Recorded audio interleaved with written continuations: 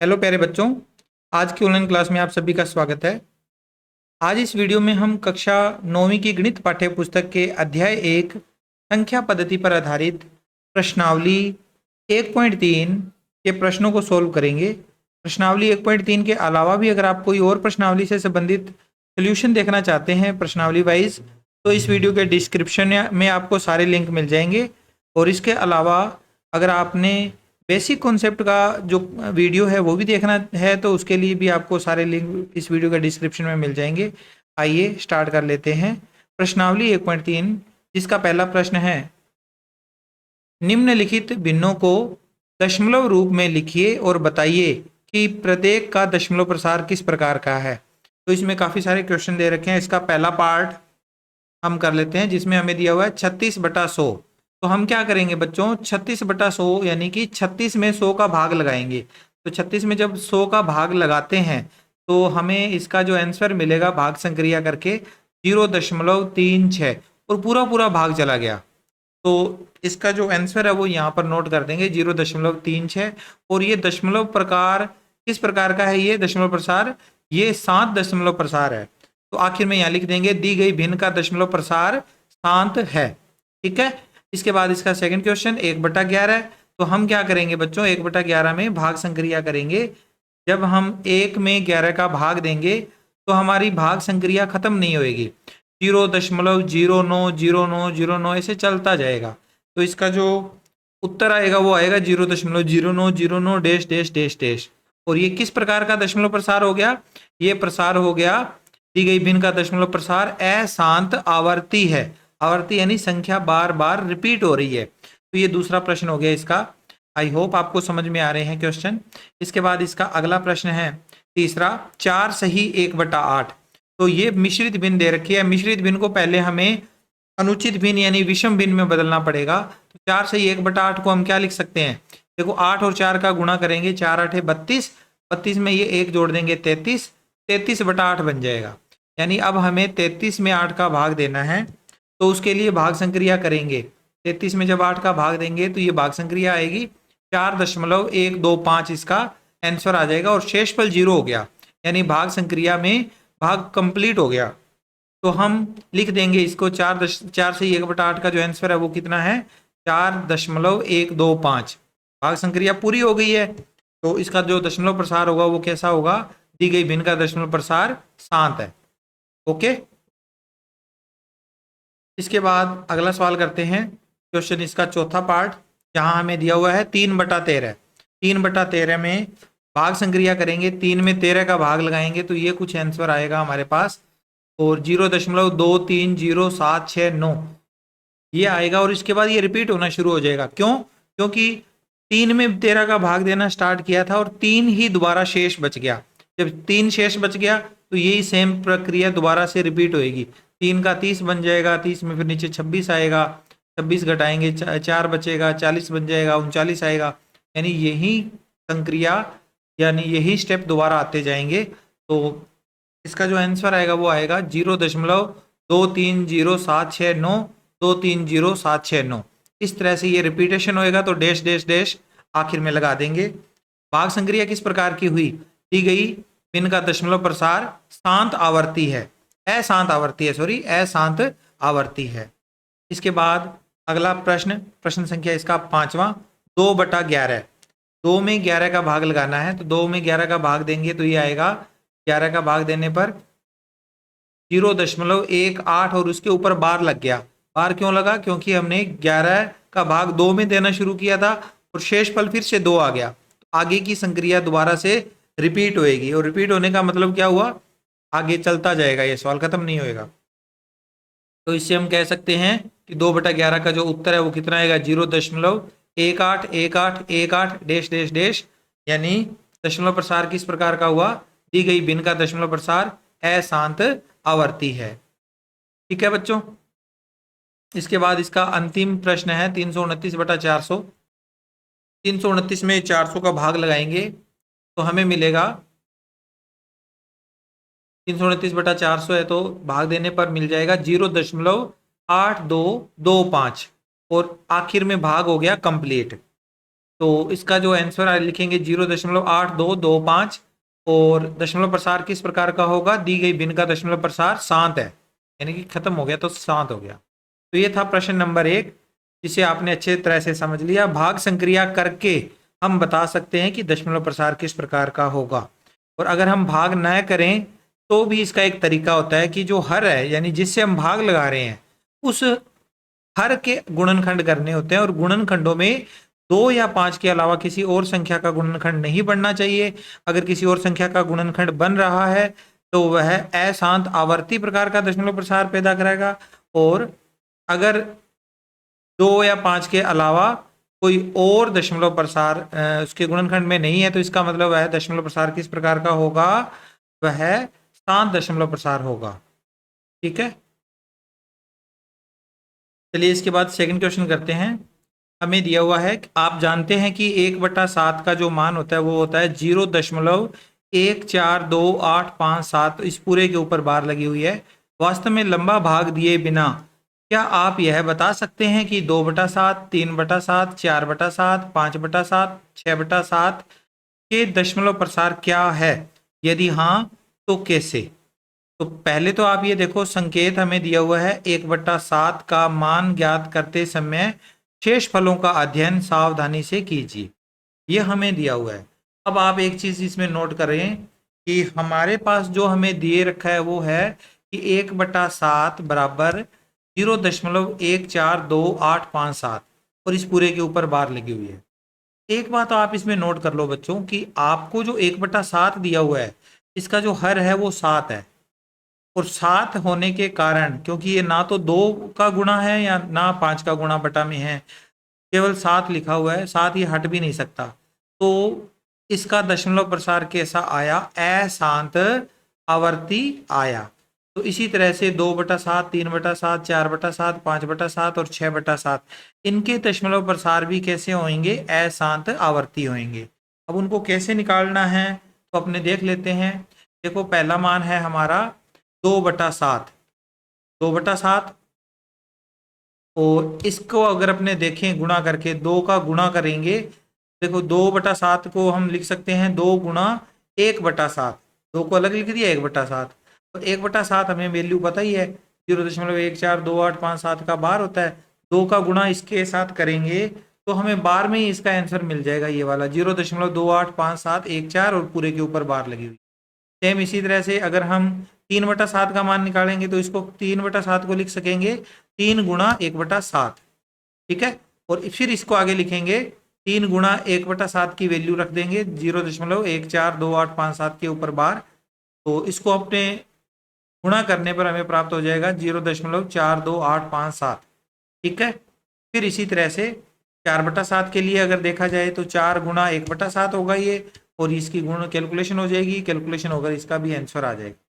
अब इसमें जब गुणा करते हैं तो थोड़ा सा ध्यान ये बात का रखना है कि बार किन संख्याओं पे लगेगी, तो ये गुणा करते टाइम आपको आइडिया लग जाएगा, पता लग जाएगा, गुणा करते टाइम इन चीज़ों का ध्यान रखना है। फिर इसी तरह से 5/7 को लिख सकते हैं 5 गुणा 1/7, यानी 5 गुणा ये 1/7 का वैल्यू गुणा करके इसका उत्तर आ जाएगा ये वाला। फिर 5वां सवाल है 6/7, 6/7 को लिखेंगे 6 गुणा 1/7, और 6 गुणा 1/7 की जगह पर उसकी वैल्यू आ जाएगी, फिर गुणा करके इसका आंसर आ जाएगा। तो इस तरह से हमने 2/7, 3/7, 4/7, 5/7 और 6/7 सबके जो आंसर है वो निकाल लिए, और सभी आंसर कैसे हैं, इनके दशमलव प्रसार कैसे हैं, अशांत है और आवर्ती भी है। तो ये सारा हमारा इस क्वेश्चन का आंसर हो गया। आई होप आपको ये सवाल भी समझ में आया है। आगे चलते हैं। चलिए इसके बाद अगला प्रश्न करते हैं। प्रश्न नंबर 3, निम्नलिखित को P/Q के रूप में व्यक्त कीजिए जहां P और Q पूर्णांक है तथा Q नॉट इक्वल टू 0 है। यहाँ 3 प्रश्न दिए हुए हैं बच्चों, और तीनों ही प्रश्नों में जो संख्याएं हैं वो अशांत आवर्ती वाली दशमलव प्रसार वाली संख्याएं हैं। इनको हमें बटा के रूप में प्रदर्शित करना है, बटा के रूप में इनको लिखना है। तो पहली जो संख्या है वो है 0.6 और 6 के ऊपर एक बार लगी हुई है। तो इस तरह का जो तरीका है इनको P/Q में लिखने का, उसको मैंने बेसिक वाली जो वीडियो थी उसमें आराम से समझाया था। आपने वो वीडियो अगर देखी है तो इन क्वेश्चंस को आप अच्छे से समझ पाओगे। फिर भी अगर इन क्वेश्चनों को अच्छे ढंग से समझना चाहते हैं तो एक बार वीडियो जरूर देख लेना, अगर आपने नहीं देखी है तो बच्चों इसमें देखो सबसे पहले प्रश्न की शुरुआत करेंगे, हम हल करेंगे, मान लेंगे जो भी हमने आंसर निकालना है ना उसी को हम मान लेंगे कि वो x है। तो x बराबर मान लिया 0.6 बार, 6 के ऊपर एक बार है। अब हमें x का मान जो है ना इसको लिखना है, बार हटाना है। बार हटाने का मतलब क्या हुआ, उस संख्या को बार बार रिपीट कर दो। तो 0.6, 6 के ऊपर बार लगा हुआ था तो 6 को बार बार रिपीट कर दिया, 6 6 6 6 इस तरह से, आगे डैश डैश लगा के छोड़ दिया।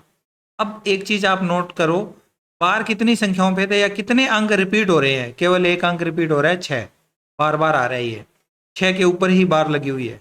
अगर एक अंक रिपीट हो रहा होता है तो हमें 10 का गुणा करना है, 2 अंक रिपीट होते हैं, पुनरावृत्ति 2 की होती है तो 100 का गुणा करना है, और अगर 3 अंकों की पुनरावृत्ति होती है तो 1000 का गुणा करना है। तो यहाँ केवल एक अंक रिपीट हो रहा है, तो हम लिखेंगे आगे दोनों तरफ 10 का गुणा करने पर, 10 का ही गुणा होगा इसमें। तो देखो 10 का गुणा इस x के साथ भी कर देंगे, और बराबर में ये वाली जो संख्या है इसके साथ भी 10 का गुणा हो जाएगा। ओके, अब अगला स्टेप क्या होगा, अगले स्टेप में 10 और x का गुणा 10x, और बराबर में गुणा करने का अलग तरीका है। 10 में कितनी जीरो है, एक जीरो है, तो ये दशमलव चिन्ह एक स्थान आगे चला जाएगा, यानी यहां से हटकर यहां लग जाएगा 6, और इस 6 के बीच में आ जाएगा, तो ये आ जाएगा 6.66666 डैश डैश डैश। ओके, एक स्थान आगे चला गया। अब अगला स्टेप होगा ये 10x, और बराबर में इसको क्या लिख सकते हैं अपने, इसको लिख सकते हैं 6 प्लस 0.6666 डैश डैश डैश, इसको अपने लिख देंगे। ओके, अब 10x बराबर आ जाएगा 6 प्लस ये वाला मान हमारा x के बराबर है, तो इसको x लिख देंगे। ठीक है, अगला स्टेप ये 10x, ये x इधर आएगा, माइनस का हो जाएगा x, और बराबर में ये 6 बच जाएगा। अब देखो 10x माइनस 1x 9x होता है, और बराबर में 6 आ गया, तो यहाँ से x की वैल्यू क्या आएगी, 6/9, और 6/9 यानी 3 के पहाड़े से कटेगा तो 2/3 बन जाएगा, x का मान 2/3, तो x की वैल्यू 2/3 आ गई। x क्या था हमारा 0.6 बार, तो 0.6 बार की जो वैल्यू है वो कितनी आ जाएगी 2/3, और ये आंसर हो गया। ओके, इसके बाद इसका सेकंड क्वेश्चन करते हैं, जहां पर हमें दिया हुआ है 0.47 और 7 के ऊपर बार है। ध्यान दीजिए केवल 7 के ऊपर बार लगा हुआ है, तो लिखेंगे माना x बराबर 0.47 बार, फिर हमें दोबारा से लिखना है x बराबर, ये बार हटाएंगे तो ये बन जाएगा 0.4, 7 की पुनरावृत्ति कर दो, 7 7 7 7 डैश डैश डैश डैश। अब केवल एक अंक के ऊपर बार लगा हुआ है बच्चों, तो दोनों तरफ हमें 10 का मल्टीप्लाई करना है, 10 का गुणा करना है। तो इस 10 का गुणा इधर वाली साइड x के साथ होगा, और बराबर में इस तरफ 10 का गुणा होगा 0.4777 के साथ, 0.4777 into dash dash dash dash, ये लिख देंगे। ठीक है, अब अगला स्टेप होगा 10 इंटू एक्स, 10x बराबर, इधर 10 का गुणा कर रहे हैं तो एक जीरो आगे, एक जीरो होने के कारण एक पॉइंट ये जो है एक स्थान आगे खिसकेगा, ये पॉइंट यहाँ आ जाएगा, तो ये बन जाएगा 4.7777, तो ये यहाँ पर हमने नोट कर दिया। अगले स्टेप में ये 10x बराबर, इसको क्या करना है, इसको अपने चेंज करना है। देखो इसको करने का तरीका क्या होता है, इसके दो भाग करने हैं, और इस तरह से करना है कि एक तो x आ जाए और दूसरा कुछ भी मान आ जाए। आप हमेशा रफ कार्य करोगे, इन दोनों का क्या करोगे, घटाव करोगे। 4.7777 डैश डैश में से 0.4777 घटाओगे तो क्या आंसर आएगा, तो इसका आंसर आएगा 4.3 अलग रह जाएगा, और प्लस में 0.4777 ये आ जाएगा।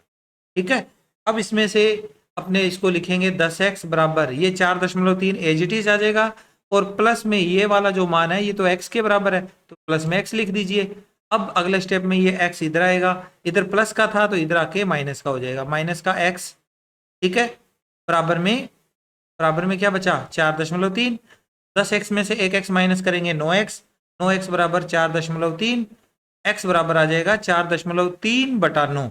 अब दशमलव चिन्ह लगा होता है, इसको हटाएंगे तो क्या बन जाएगा, x बराबर 43/9 के साथ एक जीरो लग गई, पॉइंट के बाद में एक अंक था ना, वो एक जीरो लगा देंगे नीचे, तो x की वैल्यू आ गई 43/90, और x क्या था हमारे पास 0.47 बार, अतः लिख देंगे 0.47 बार बराबर 43/90, और ये हमारा इस प्रश्न का आंसर हो गया। आई होप आपको ये सवाल अच्छे से समझ में आ गया। इस तरह से हम कोई भी सवाल जो कि अशांत आवर्ती प्रकार का है उसको हम आराम से P बटा Q की फॉर्म में लिख सकते हैं। अब इसका तीसरा और अंतिम भाग कर लेते हैं इस क्वेश्चन का।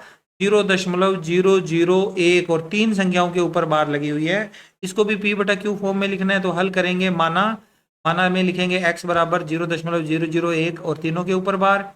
अब x बराबर, ये अंक रिपीट करना है बार बार, 0.001 001 001 डैश डैश डैश। ओके, अब बार 3 संख्याओं पे लगा हुआ है, या यूं कहें कि 3 अंक बार बार रिपीट हो रहे हैं, तो हमें 1000 का मल्टीप्लाई करना पड़ेगा दोनों तरफ। 1000 का गुणा करने पर x बराबर आ जाएगा, 1000 का गुणा हो जाएगा x के साथ भी, 1000 गुणा x बराबर इधर भी 1000 गुणा ये वाली पूरी संख्या, और बराबर में अब नीचे देखो 1000 का x से गुणा किया 1000x, और इधर इधर क्योंकि हम 1000 का मल्टीप्लाई कर रहे हैं तो ये दशमलव चिन्ह है, यहाँ 3 जीरो है तो ये 3 स्थान आगे जाएगा, 1 2 3 यहाँ आ जाएगा ये दशमलव चिन्ह है इस जगह पर, तो ये बन जाएगा 0.001 डैश 1.00। तो 1 से पहले अगर ये जीरो लगे हो, इनका कोई लॉजिक नहीं है, तो ये बन जाएगा 1 पॉइंट या 1.001 001 001। आगे लिख देंगे यहाँ 1.001 001 001 डैश डैश डैश। अब अगला स्टेप क्या होगा, इधर तो कुछ चेंज नहीं करना, 1000x एज इट इज आ गया।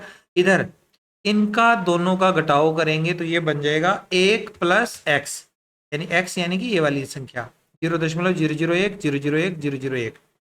अगला स्टेप में x लिख देंगे, 1000x बराबर इसको 1 प्लस इसको लिख देंगे x, ये x इधर आएगा, 1000 में से 1 x कम हो जाएगा, बराबर में 1 बच गया। इसका घटाव करेंगे तो 999 x बराबर 1, x बराबर आ जाएगा 1 बटा 999। तो ये x की वैल्यू आ गई हमारे पास, और x हमारा माना हुआ था 0.001 बार, तो लिख देंगे अतः 0.001 बार बराबर 1 बटा 999, और ये हमारा इस प्रश्न का आंसर हो गया। तो बच्चों ये हमने प्रश्न कंप्लीट कर लिया तीसरा, जिसमें हमने 3 अलग अलग प्रकार की अशांत आवर्ती संख्याओं को P बटा Q की फॉर्म में लिखा। आई होप आपको ये सवाल समझ में आया है। इसके बाद अगला प्रश्न करते हैं, प्रश्न नंबर 4, 0.9999 डैश डैश डैश को P बटा Q के रूप में व्यक्त कीजिए। क्या आप अपने उत्तर से आश्चर्यचकित हैं? अपने अध्यापक और कक्षा के सहयोगियों के साथ उत्तर की सार्थकता पर चर्चा कीजिए। तो देखो बच्चों, हमने इसमें भी पिछले सवाल की तरह ही क्वेश्चन को करना है। मान लेंगे सबसे पहले कि ये जो वैल्यू है ये x के बराबर है, तो लिखेंगे माना x बराबर 0.9999 डैश डैश डैश। अब हमें, क्योंकि एक अंक इसमें रिपीट हो रहा है, केवल एक 9 ही रिपीट हो रहा है बार बार, तो हमें 10 का गुणा करना है इसमें, और 10 का जब गुणा करेंगे तो 10 का गुणा इस x के साथ भी कर देंगे, और बराबर में इस वाली संख्या के साथ भी 10 का गुणा हो जाएगा। दोनों तरफ हमने 10 का मल्टीप्लाई कर दिया, तो इधर तो बन जाएगा ये 10x, और बराबर में ये 10 की एक जीरो है तो दशमलव स्थान एक स्थान आगे खिसक जाएगा, यहाँ से अब दशमलव यहाँ लग जाएगा, तो ये बन जाएगा 9.9999 डैश डैश डैश। अगला स्टेप ये होगा 10x बराबर, इसमें अब देखो, इसमें अपने 9 को अलग लिख देंगे और प्लस में 0.9999 अलग आ जाएगा। इस संख्या को हमने इसमें से घटा के भी अपने आंसर प्राप्त कर सकते हैं। फिर ये बन जाएगा 10x बराबर 9 प्लस ये वाली वैल्यू x के बराबर है, तो यहाँ x आ जाएगा 9 प्लस एक्स। एक्स अब इधर आएगा, पक्षांतरण होगा x का, तो पहले यहाँ पर प्लस का था x, अब यहाँ माइनस का x हो जाएगा, बराबर में 9। 10x में से 1x माइनस करेंगे तो 9x, 9x बराबर 9, तो यहाँ से x बराबर आ जाएगा 9 बटा 9, यानी x बराबर आ जाएगा 1। ठीक है, ये हमने x की मान वैल्यू निकाल ली, तो आखिर में लिख देंगे अतः 0.9999 डैश डैश डैश बराबर 1, और ये हमारा आंसर आ गया। अगर हम इस उत्तर को देखें तो एक उत्तर आया है, और यहाँ पर क्या था 0.999, ये अशांत आवर्ती संख्या थी। तो अगर हम इस संख्या का सन्निकटन मान देखें, यानी निकटतम मान देखें 0.9999, यानी कि ये बहुत ही एक के पास वाली संख्या है, बहुत ही नजदीक संख्या है, इसलिए इसका जो आंसर आया है वो 1 आया है। 0.999999 ऐसे अंतिम कई स्थानों तक ये चल रहा है, और कहीं पर भी हम 1 जोड़ दें इसमें तो हमारा आंसर 1 बन जाए, इसका पूरा एक आंसर आ जाएगा। ठीक है, तो इस तरह से ये क्वेश्चन हमारा हो गया कंप्लीट। आई होप ये क्वेश्चन भी आपको अच्छे से समझ में आ गया होगा। वीडियो अच्छी लग रही है तो आप इसे लाइक कर सकते हैं। चैनल को देखिए, आपने अभी तक अगर सब्सक्राइब नहीं कर रखा है तो सब्सक्राइब जरूर कर लें। चलिए इसके बाद पांचवा सवाल करते हैं इसका। पांचवें प्रश्न में हमसे पूछा गया है 1/17 के दशमलव प्रसार में अंकों के पुनरावर्ती खंड में अंकों की अधिकतम संख्या क्या हो सकती है? अपने उत्तर की जांच के लिए विभाजन क्रिया कीजिए। तो बच्चों आप ये देखो, एक कॉन्सेप्ट याद रखो, किसी परिमेय संख्या 1/n के लिए, अगर कोई परिमेय संख्या 1/n है तो उसके लिए दशमलव प्रसार में पुनरावर्ती के खंड में अंकों की जो अधिकतम संख्या है वो n में से एक कम हो सकती है, n-1 हो सकती है। ये बहुत ही इंपॉर्टेंट चीज है बच्चों। कोई अगर संख्या हमें 1/n के रूप में दी हुई है तो उस संख्या में जब हम भाग संक्रिया करते हैं तो पुनरावर्ती कब तक होएगी? n-1 स्थानों तक। इससे पहले भी हो सकती है, लेकिन अगर n-1 स्थानों तक जाते जाते अगर संक्रिया में पुनरावृत्ति हो गई है तो अच्छी बात है, अगर नहीं हुई है तो आपने सवाल को कहीं ना कहीं पर गलत कर दिया है, ये चीज होगी, इसमें ध्यान रखना। अब आप इस क्वेश्चन के लिए बात करो तो 1/17 में देखो n का मान क्या होगा? बटा में जो संख्या होती है वो n होता है, तो 17 है n की वैल्यू। n 17 होने के कारण n में से एक कम कर दो, 16, यानी पुनरावर्ती खंड में अंकों की जो अधिकतम संख्या है वो 16 होगी, 16 से ज्यादा नहीं हो सकती। अब देखो इसमें लिखेंगे, अतः 1/17 के लिए दशमलव प्रसार में पुनरावर्ती खंड में अंकों की अधिकतम संख्या बराबर कितनी होगी? 17-1 यानी 16 होगी, ये याद रह जाएगा। अब इसके बाद अगर हम इसको देखें, भाग संक्रिया करके जांच करके देखें तो हमें अब एक में भाग देना था 17 का, तो हमने एक को 100 बना लिया, तो यहाँ पे पॉइंट वगैरह लगने के बाद ये संक्रिया होएगी। भाग संक्रिया कंप्लीट होकर एक में भाग देना शुरू किया था, शेषफल फिर से एक बच गया, यानी कि हमारे अंक अब रिपीट होंगे आगे। कितने खंड बने इसमें देखो, 1 2 3 4 5 6 7 8 9 10 11 12 13 14 15 16 संख्याएं आने के बाद फिर से अब यही अंक दोबारा रिपीट होंगे। ओके, आई होप आपको ये सवाल समझ में आया है। आगे बढ़ते हैं। चलिए इसके बाद हम छठा प्रश्न करते हैं। इसमें पूछा गया है P/Q जहां Q नॉट इक्वल टू 0 है के रूप की परिमेय संख्याओं के अनेक उदाहरण लीजिए जहां P और Q पूर्णांक है जिनका एक के अतिरिक्त अन्य कोई उभयनिष्ठ गुणनखंड नहीं है और जिसका शांत दशमलव निरूपण प्रसार है। शांत दशमलव प्रसार होना चाहिए। क्या आप यह अनुमान लगा सकते हैं कि Q को कौन सा गुण अवश्य संतुष्ट करना चाहिए?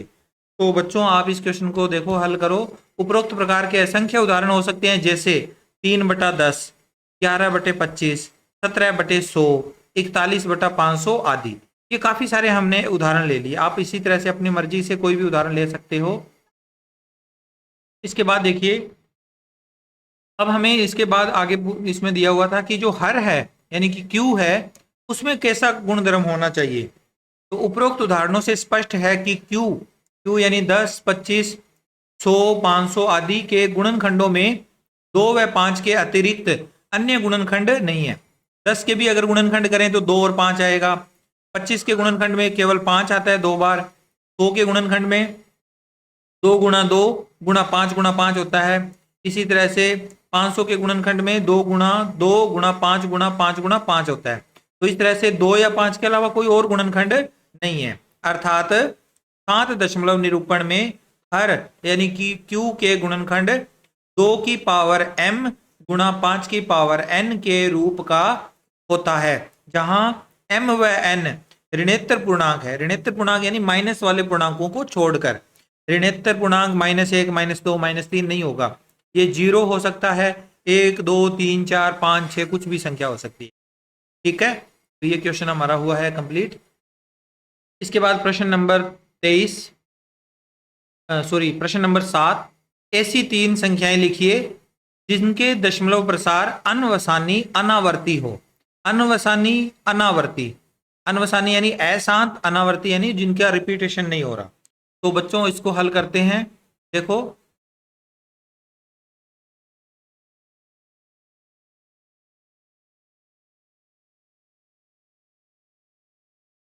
इस क्वेश्चन के लिए हम ऐसे असंख्य उदाहरण ले सकते हैं, बहुत सारे उदाहरण हो सकते हैं जिनका ये होगा, जैसे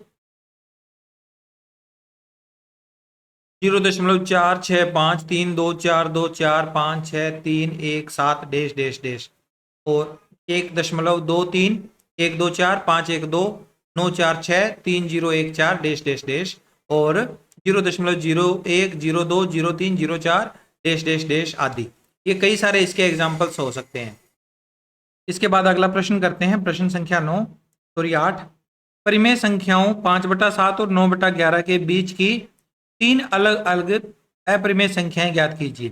5/7 और 9/11 के बीच की 3 अलग अलग अपरिमेय संख्याएं बतानी है। तो देखो बच्चों, सबसे पहले हमें जो संख्या दे रखी है 5/7 और 9/11, इनका हम दशमलव प्रसार पता कर लेते हैं।